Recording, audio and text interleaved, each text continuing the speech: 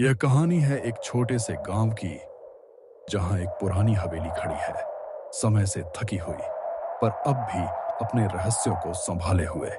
उस हवेली में एक खिड़की है जिसे कोई खोलता नहीं और जिसके पास कोई जाता नहीं।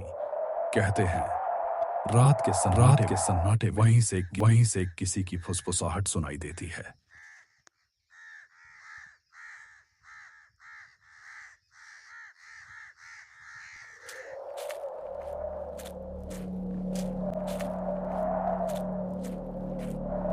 एक रात राजेश उस हवेली के अंदर जाता है।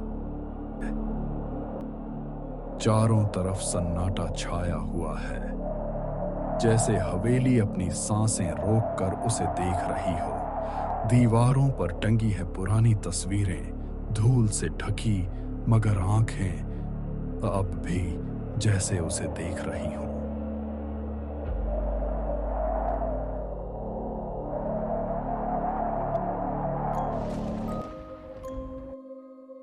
उस रात आसमान में बादल गरज रहे थे।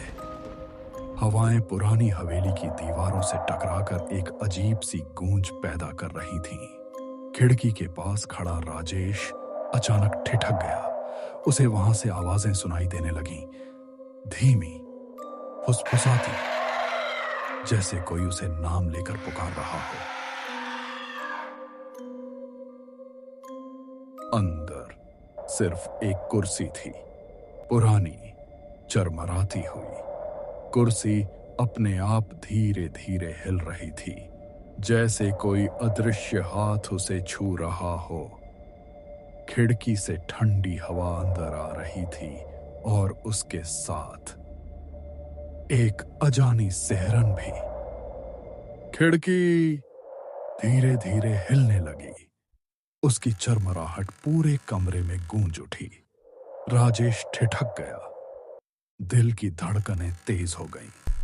खिड़की ऐसे हिल रही थी जैसे कोई बाहर से खड़ा हो और अंदर आने की कोशिश कर रहा हो। अचानक पीछे से एक औरत की हंसी गूंज उठी, तेज, ठंडी और किसी खाली कमरे से टकराकर लौटती हुई।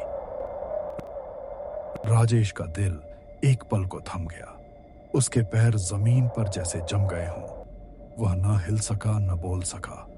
सिर्फ उस हंसी की गूंज हवेली के हर कोने में फैलती जा रही थी। सब कुछ अचानक तेज हो गया। हवा और जोर से चलने लगी। पुरानी खिड़की धड़धड़ाने लगी। राजेश ने आंखें सिकोड़कर खिड़की की ओर देखा और उसे अंदर कुछ दिखाई दिया। कोई परछाई धीरे धीरे उसकी ओर बढ़ती हुई। राजेश डर के मारे भागने लगा। उसके कदमों की आवाज पुराने फर्श पर गूंज उठी, पर हर तरफ से और आवाजें आने लगीं। कोई फुसफुसा रहा था, कोई हंस रहा था और कोई उसका नाम पुकार रहा था। राजेश का सांस लेना मुश्किल हो गया। वो बस भागता गया, बिना पीछे देखे। सुबह हुई। सूरज की पहली किरणें गांव पर पड़ी। चारों ओर फिर से वही सन्नाटा लौट आया। हवेली अब भी वहीं खड़ी थी, शांत, पर मानो सब कुछ जानती हो। और खिड़की, वो अब भी खुली थी, धीरे धीरे हिलती हुई, जैसे किसी को फिर से अंदर बुला रही हो। See you in the next nightmare.